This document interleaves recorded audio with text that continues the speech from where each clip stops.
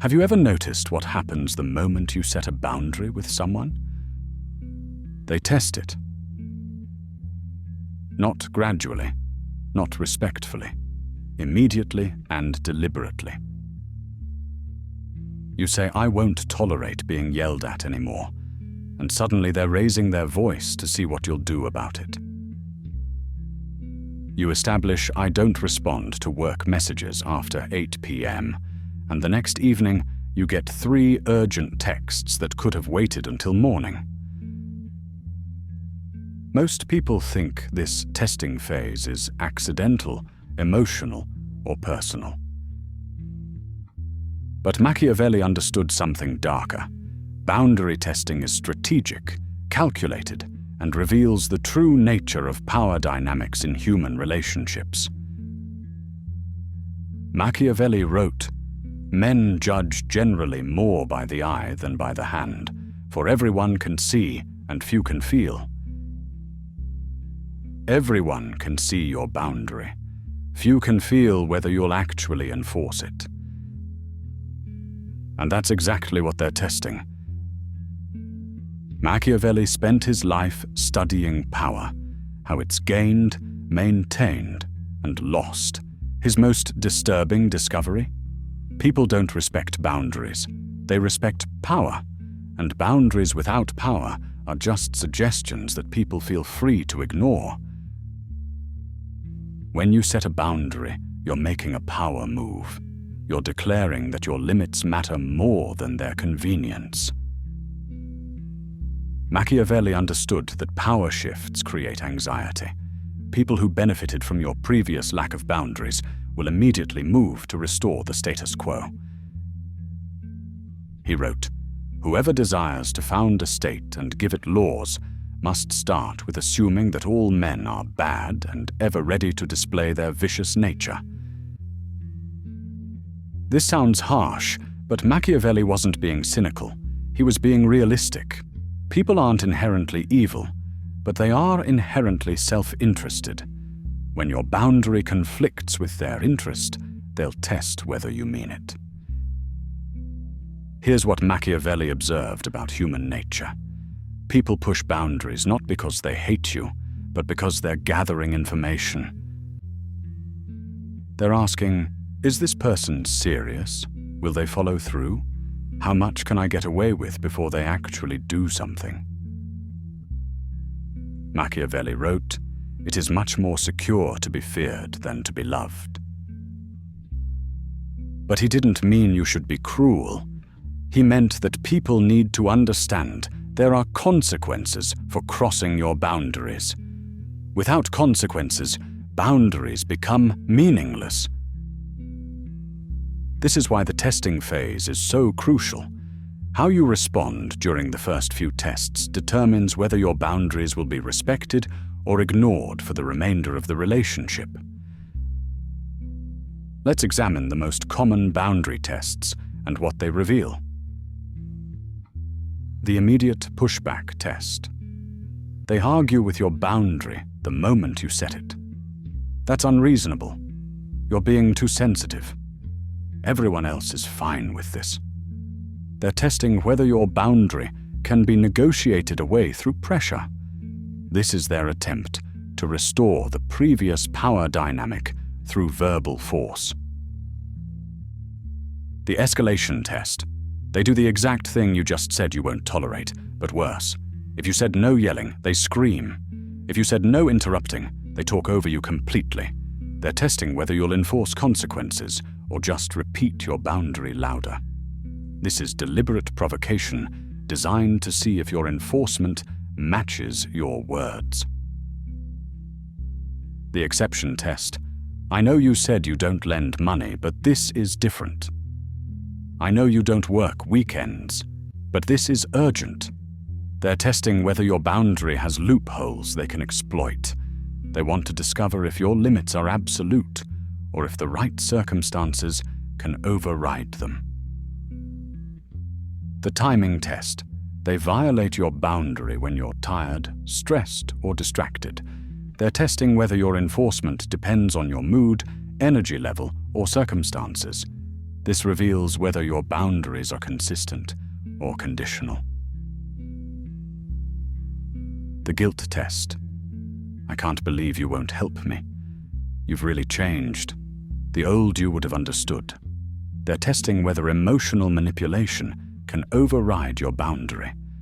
This is psychological warfare, designed to make you feel guilty for having limits. The public test. They violate your boundary in front of others to see if you'll enforce it publicly or back down to avoid social awkwardness. They're betting that your desire to appear agreeable will override your commitment to your limits. Machiavelli understood that each test is a power probe. They're discovering how much authority you actually have over your own limits.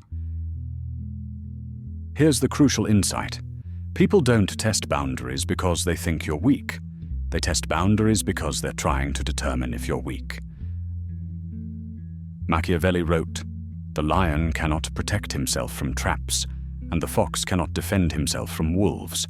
One must therefore be a fox to recognize traps, and a lion to frighten wolves." You need the fox's intelligence to recognize boundary tests for what they are. Power probes designed to gauge your resolve, and you need the lion's strength to respond with consistent consequences. Most people fail boundary enforcement because they respond to tests emotionally instead of strategically.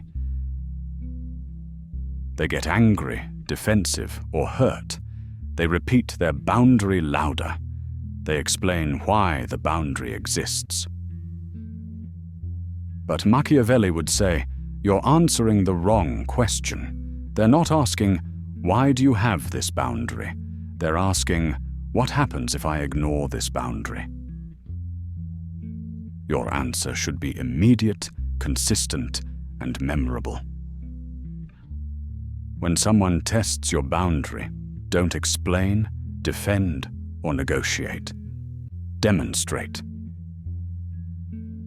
If they yell after you said you won't tolerate yelling, end the conversation immediately. If they contact you during your off hours, don't respond until your next available time. The immediate necessity of testing your boundary must meet the immediate reality of your enforcement. No delay, no warnings, no second chances during the testing phase. This feels harsh because most people are taught that relationships require flexibility and compromise.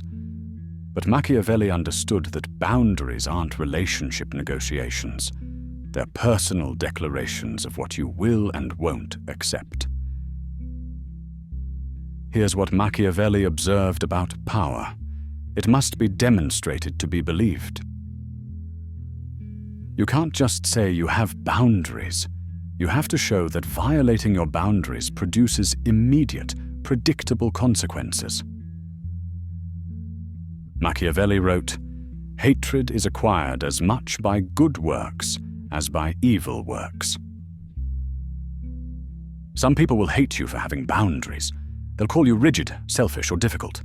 They'll say you've changed, that you're not the same person anymore. Machiavelli would say, "They're right.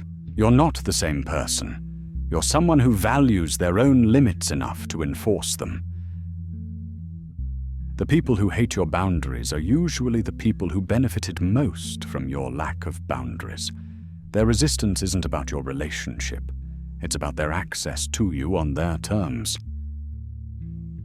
But here's Machiavelli's counterintuitive insight. The people who initially resist your boundaries often become the people who ultimately respect you most. Once they understand that your boundaries are non-negotiable, they stop testing and start adapting. Here's something crucial that Machiavelli understood about human psychology. People actually prefer clear rules to unclear expectations. The testing phase exists because your boundaries are new information. People need to understand what the rules are before they can follow them, but they'll only respect rules that are consistently enforced. Think about it. Would you rather play a game where the rules change based on the referee's mood, or one where breaking a rule always results in the same penalty? Relationships work the same way. Inconsistent boundary enforcement is like being a referee who sometimes calls fouls and sometimes doesn't. Players lose respect for the referee, and the game becomes chaotic. But consistent enforcement creates predictability. Once people understand your boundaries are non-negotiable, they can make informed decisions about how to interact with you.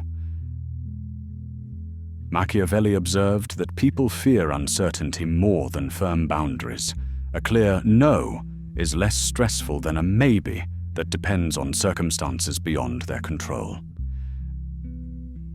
Machiavelli wrote, "Everyone sees what you appear to be. Few experience what you really are." During the testing phase, you're revealing who you really are. Are you someone whose limits can be pushed, negotiated, or ignored? Or are you someone whose boundaries are as solid as natural laws? Your boundaries are your weapons. The testing phase is your war, and you must be prepared to fight every battle until the war is won. This doesn't mean being aggressive or cruel.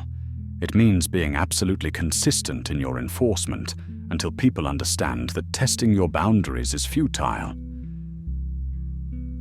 Machiavelli observed that inconsistent enforcement creates more testing, not less. If you enforce your boundary sometimes but not others, people learn that persistence eventually pays off. But consistent enforcement teaches the opposite lesson.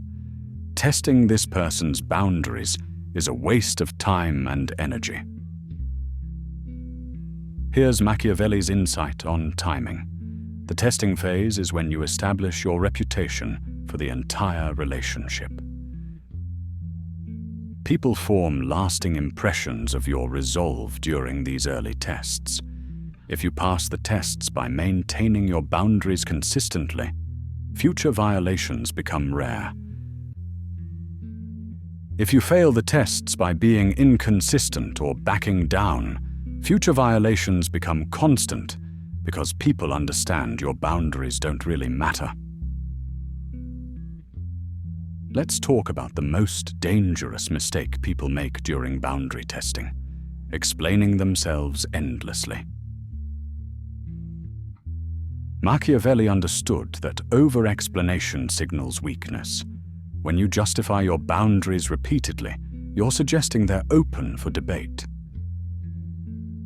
Your boundaries don't need to be understood. They need to be respected. Understanding is nice, but respect is necessary. When someone tests your boundary, your response should be action, not explanation. Show them what happens when boundaries are crossed. Don't tell them why crossing boundaries is wrong. Here's the paradox Machiavelli identified. People who initially test your boundaries most aggressively often become your most respectful relationships. Why? Because they thoroughly explored your limits and discovered them to be solid. They learned through direct experience that your boundaries aren't negotiable. Let's address the most common fear about boundary enforcement. What if they leave? Machiavelli would ask, do you want relationships with people who only stay when they can ignore your limits?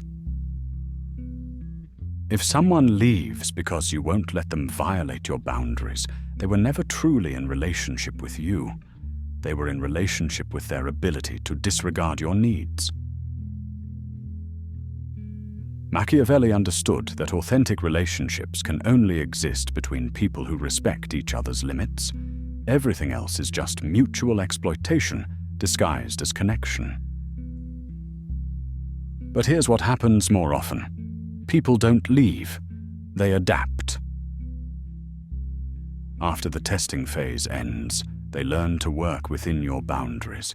They discover that relationships with clear limits are actually more comfortable because everyone knows what to expect.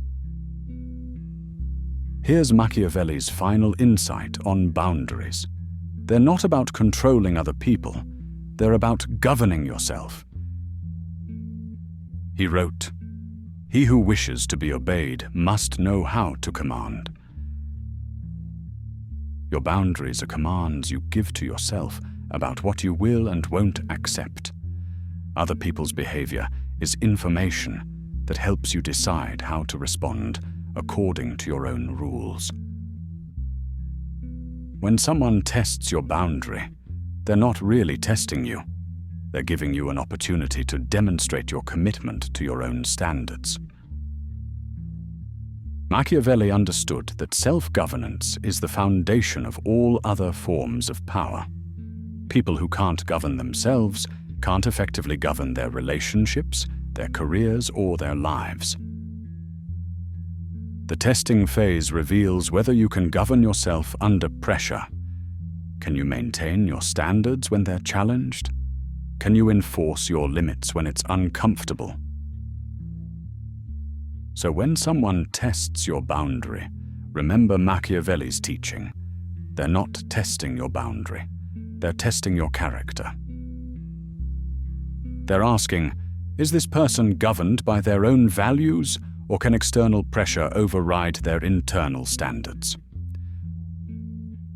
Your consistent enforcement answers, this person is governed by their own values. External pressure does not override internal standards. Once this is established, the testing stops because the answer is clear. But here's what most people don't realize. The testing phase actually serves both parties in the relationship. For you, it's an opportunity to practice self-respect under pressure. Every time you enforce a boundary during testing, you're strengthening your ability to advocate for yourself. For them, it's an education about who you really are. They're learning that you're someone who values yourself enough to maintain your own standards, even when it's difficult. Machiavelli understood that respect is earned through demonstration, not declaration. People don't respect what you say you'll do. They respect what you actually do when tested. The most dangerous period in any relationship is right after you set your first boundary, because this is when the other person decides whether you're serious about self-respect or just performing it. If you pass the testing phase by maintaining your boundaries consistently, you've established yourself as someone who means what they say.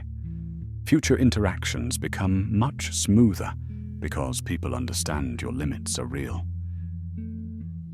If you fail the testing phase by backing down or being inconsistent, you've established yourself as someone whose boundaries are suggestions. Future violations become more frequent and more extreme because people learned your limits aren't real.